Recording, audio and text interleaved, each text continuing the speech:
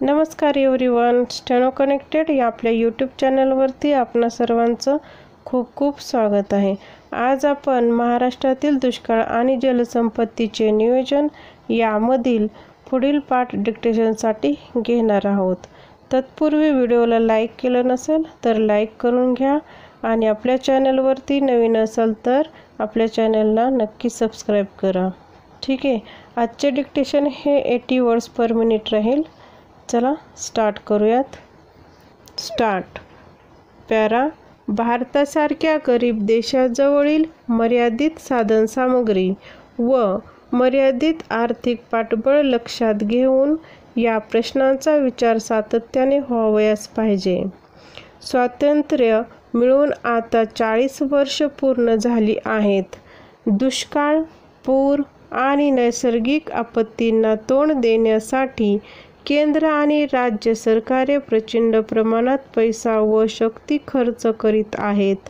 या खर्चाचे प्रमाण सातत्याने वाढत चालले आहे आणि त्याचा ताण राज्य आणि केंद्र सरकारांच्या तिजोरीवर मोठ्या प्रमाणात पडू लागला आहे।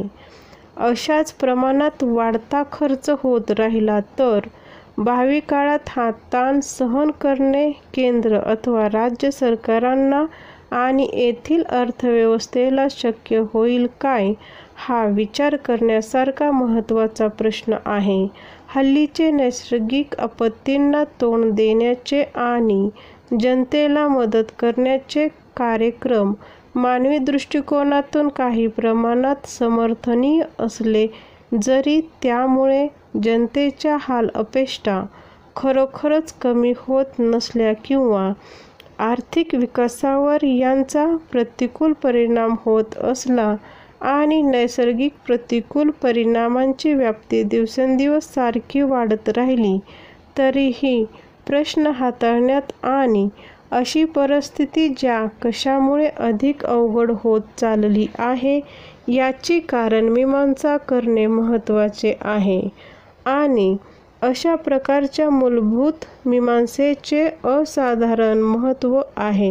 गरीब रोग्यांचे अचूक निदान न करता आपण आजारी माणसास चुकीची औषधे देत राहिलो तर रोग्याची जी अवस्था होण्याचा संभव असतो तशीच अवस्था भारतीय शेती आणि इतर अर्थव्यवस्थेची परिस्थिती होत पाहत आहे।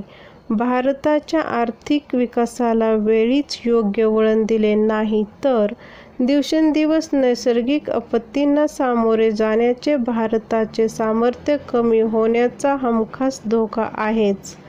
आर्थिक परिस्थिती आवाक्याबाहेर जाऊन भारत देश कोट्यावधी बेकारांचा आणि झोपडपट्टीवासियांचा देश बनणार आहे। अर्थव्यवस्थेला कोणती दिशा द्यावयाची, लोकसंख्येसंबंधी काय भूमिका घ्यावयाची, शेतीवर किती लोक अवलंबून ठेवायचे, उद्योगधंद्याचे व शेतीचे संबंध आणि औद्योगिक विकासाचे अर्थव्यवस्थेतील त्यांचे स्थान यासंबंधी स्पष्ट वैचारिक व त्या अनुषंगाने सक्रिय कार्यक्रमात्मक भूमिका घेतली तरच भारताच्या अर्थव्यवस्थेला योग्य वळण लावण्याची आणि हल्लीच्या चक्रव्यूहातून तिची सुटका होण्याची शक्यता आहे, हे विसरून चालणार नाही। परिच्छेद। हल्ली दुष्काळ अथवा पूर या नैसर्गिक आपत्ती आल्या की ग्रामीण भागातील कोट्यावधी जनतेवर अक्षरशः उपासमारीचा प्रसंग येतो आणि ते अभूतपूर्व अशा आर्थिक संकटात सापडतात। असे का व्हावे याची कारणे शोधणे अवघड नाही। सध्या भारतात सुमारे 66 ते 70% लोक प्रत्यक्ष व अप्रत्यक्ष रीतीने शेतीवर अवलंबून आहेत। 1950 साली ही 70%च लोक शेतीवर अवलंबून होते। आता 1987 साली ही आकडेवारीचे प्रमाण तसेच आहे। याचा अर्थ असा नव्हे की 1950 व 1987 शेतीवर अवलंबून असलेल्या जनतेची संख्या तीच आहे।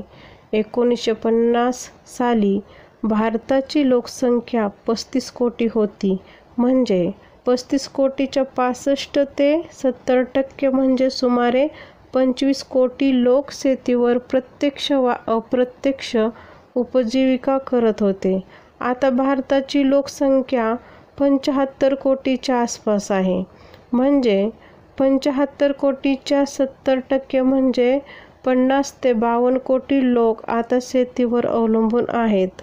एकूण शेतीपैकी राष्ट्रीय पातळीवर फक्त 30% जमीन बागायत आहे आणि 70% जिरायती आहे. जिरायती जमिनीतील एकरी उत्पादनात किती चढउतार व अनिश्चितता असते हे जाणकारांना सांगण्याची आवश्यकता नाही. जिरायती शेती करणारे शेतकरी सतत अनिश्चिततेच्या संकटात असतात. केवळ इंच अथवा सेंटीमीटरमध्ये पुरेसा पाऊस पडून चालत नाही, तर पाऊस पुरेसा झाला परंतु पेरणी, रोपट्याची फुलोरा येणे अथवा कणसात धान्य भरणे अशा पिकांच्या वाढीच्या महत्त्वपूर्ण अवस्थेस पुरेसा पाऊस झाला नाही तर उत्पादन क्षमतेवर मोठाच प्रतिकूल परिणाम होऊ शकतो. निव्वळ पावसाची शेती म्हणजे एक प्रकारचा जुगारच आहे. ती सुस्थिर पायावर उभी करणे महाप्रयासाचे काम आहे. परिच्छेद. म्हणून दुष्काळाविरुद्धच्या कार्यक्रमात सर्वात अधिक अग्रक्रम अधिकांत अधिक जमीन ओलिताखाली आणणे या कार्यक्रमालाच दिला पाहिजे. दुर्दैवाने या कार्यक्रमास प्रत्यक्ष व्यवहारात अग्रक्रम दिलेला नाही. तसे असते तर पाटबंधारे आयोगाचे शिफारशीनुसार 1980 साल उजाडले तरी महाराष्ट्रातील फक्त 1/3 पाणीच अडवले गेले आहे आणि अजून 2/3 पाणी अडवायचे बाकी आहे.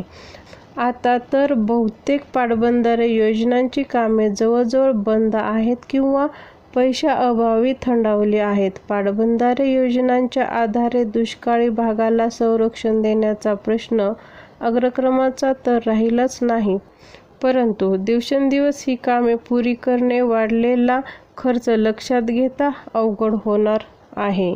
स्टॉप. कसे झाले डिक्टेशन? आय होप व्यवस्थित घेतलेलं आहे, कारण तुम्ही यापूर्वीचे व्हिडिओचे डिक्टेशन घेतलेलं आहे 1 ते 3, हो ना?